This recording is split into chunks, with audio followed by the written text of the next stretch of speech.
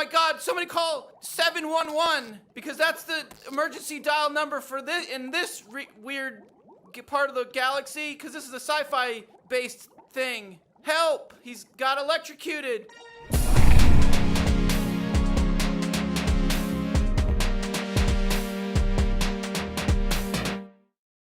Hello, it's Polish PSVR, welcome to my channel and let's review Trover Saves the Universe, a game from the creator of Rick and Morty and also very good Accounting Plus. So it sounds like it should be good, but is it? Well, I'm gonna tell you all about it, but before I start, if you like what you're seeing, then please press a like because it does help the channel a lot, and if you're new to the channel and are not subscribed, then subscribe, it's always better when it's more of us. Okay, the story goes that you are a Cheropian, which is a race of space people that spends their life on chair because they can't walk. And you've got two dogs. Sadly, them two dogs got kidnapped by a dude who sticks them in his eye holes and then he's gonna do some crazy shit with it. But what shit is it? It's for you to find out while you play the game. Eventually, Trover will come, that's how you're gonna meet him. He's gonna deliver you to his boss, but it's not so simple. And then you go in for an adventure. The story is very messed up, but also very entertaining, so I'm always trying not to say too much about the story, but there is definitely room for a nice discoveries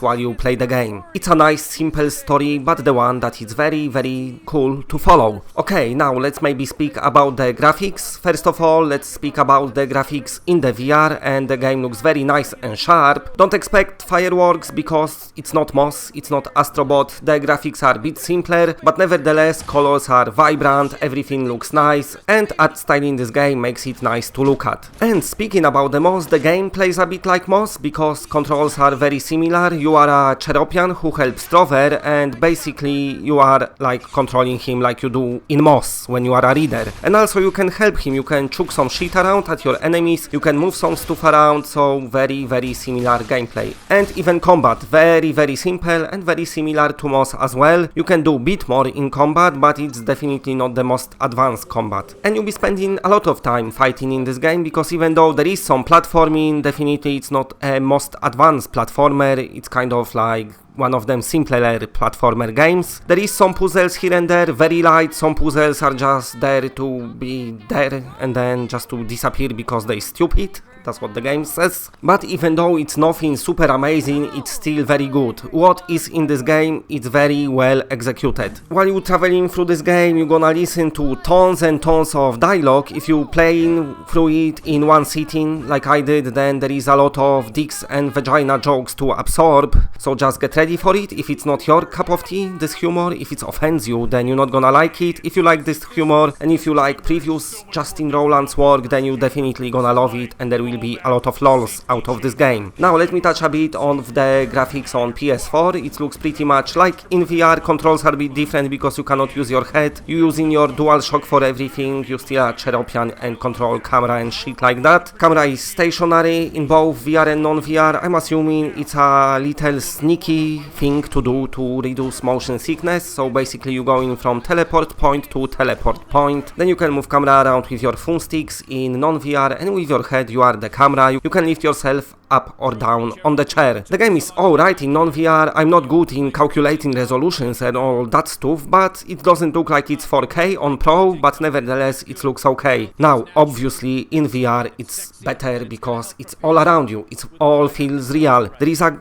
moment in the game when you have to go through the anus, and in VR it really does feel like you enter in an anus. The moment, the presence is there, you're just there in the anus. That's what VR brings it to you, a anus penetration with your head.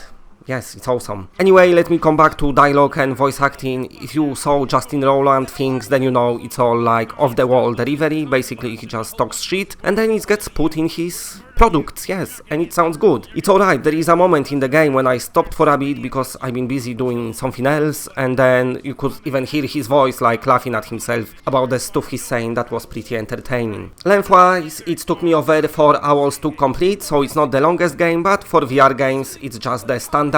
Plus, the developers already announced that there will be a lot of free content after the release, but nevertheless, I was happy through what I played. And also you can play again because there's some power babies to come collect, and apparently if you collect them all, then some cool stuff will happen. Okay, so on to the score. I gonna give Trover Saves the Universe 8 out of 10. It's not the most advanced game, but what is in the game, it's done properly. It's a very solid game. If you like this kind of humor, then it's definitely for you. The story is very engaging and it's nice to see it unfold. Worth playing just to see the crazy ass ending. Even though this game takes itself lightly, it's done very seriously. I didn't encounter many books and stuff like that. I enjoyed myself playing this game. I enjoyed the jokes, I enjoyed the graphics, I enjoyed the controls and the mechanics of the game, so it's one of them games which I can easily recommend, and I am so glad that they're making more stuff and there will be free DLC in the future. And that's it, bye.